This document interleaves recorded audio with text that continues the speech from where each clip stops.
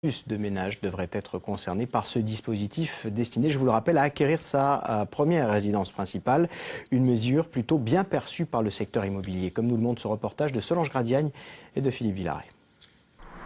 Les professionnels de l'immobilier vont retrouver le sourire. Le prêt à taux zéro, actuellement fixé entre 18 et 26%, pourrait atteindre les 40% sur le prix d'un appartement neuf en 2016.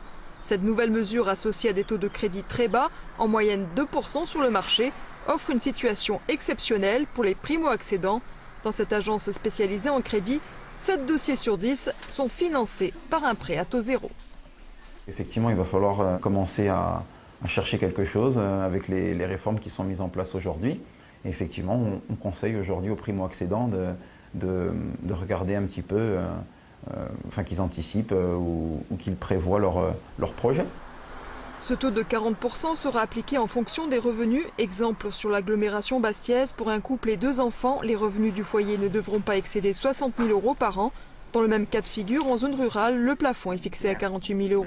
Ce projet de loi est avantageux pour le prix du neuf, mais pour les biens dans l'ancien, le prêt à taux zéro sera accordé en fonction des travaux effectués. Le nouveau PTZ est quand même sous condition de travaux, qui est de 25% du prix d'achat. L'ancien a toujours été un peu délaissé par rapport au PTZ.